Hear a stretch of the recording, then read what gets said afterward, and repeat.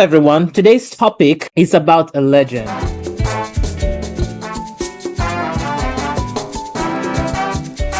A legend that keeps giving back to its community and keeps talking to everyone. I'm talking about Fela.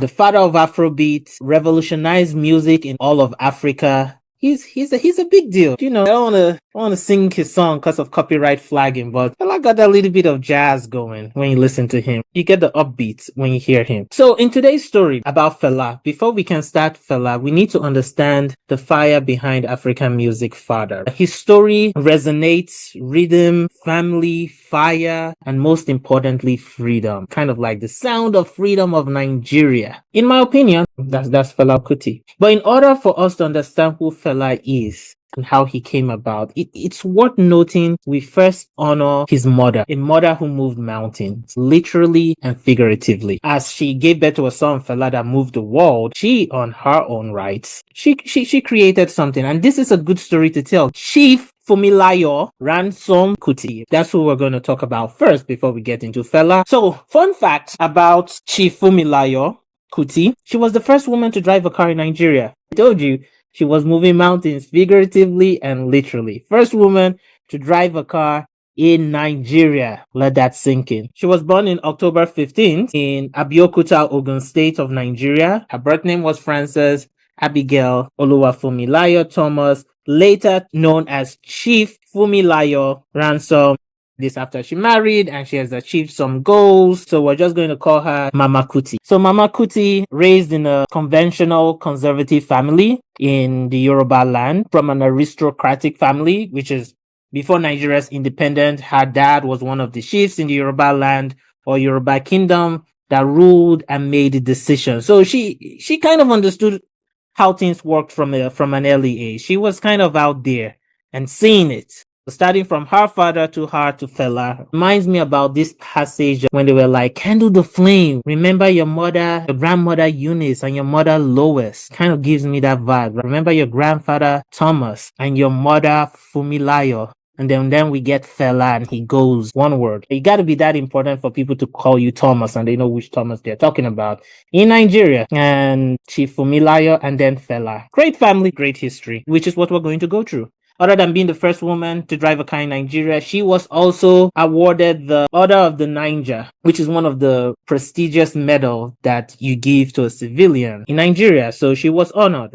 She was an educator, a pioneer. She was also the first female student to attend the Abeokuta Grammar School. Another first female to join the Abeokuta Grammar School. She also organized preschool classes and literacy programs for lower class income women. So she was one of the earlier people that was pushing for female education within the region of Nigeria. What a woman. And she laid the foundation for feminists in the education system and across the continent of Africa. She wasn't just influential in Nigeria, she was also influential outside Nigeria in terms of the Pan-African movement and also socialist agenda to protect the vulnerable and lower income. I wouldn't say she was a socialist. I don't want people running out there thinking like, oh, she was anti-capitalism. Again, she drove a car and she went to school. Kind of a little bit of capitalism in her. But she was more interested in supporting lower income people, right? That's the whole point of the socialist agenda that she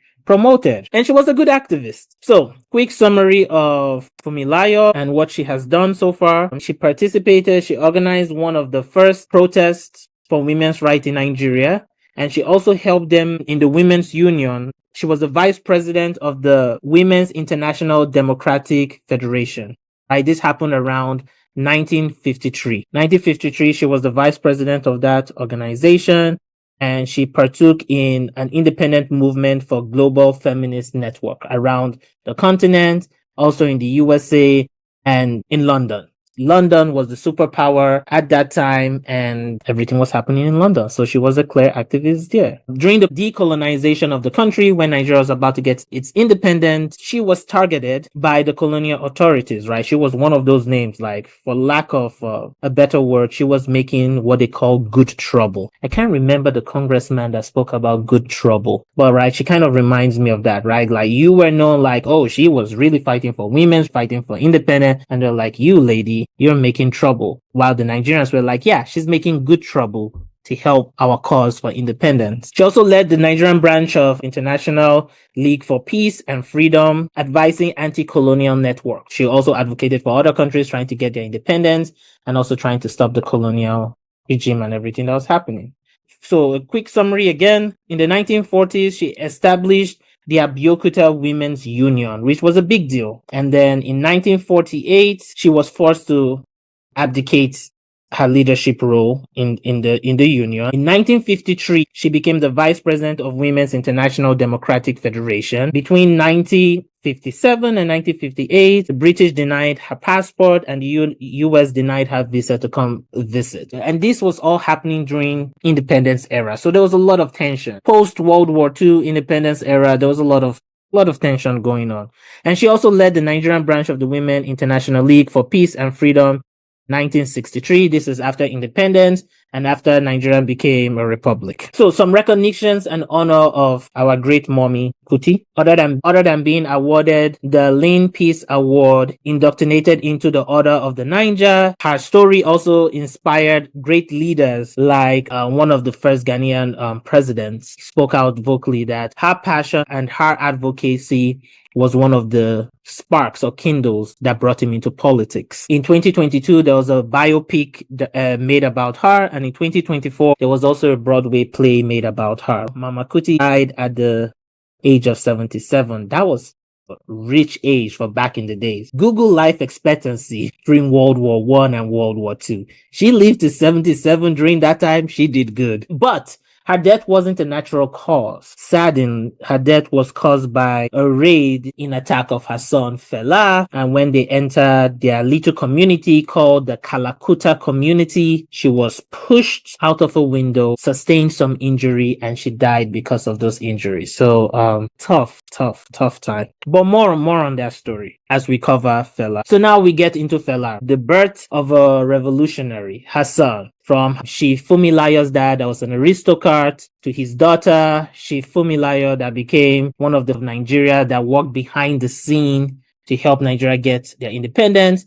Then comes her son, Fela Kuti. Born on October 15th. Again, born on October 15th. The same date as his mother, coincidentally. Maybe something about that day. He grew up in a nice household. He schooled in London in the Musical Foundation at the Trinity College of Music. He studied formal and informal first-hand band making. And this was what inspired him to create the Afrobeat. So the Afrobeat is a mixture of jazz, funk, and high life with raw instrumentals. So him schooling abroad, seeing firsthand, witnessing his mother fighting for Nigeria independence and women's rights, these were all the inspirational ingredients that created the Afrobeat.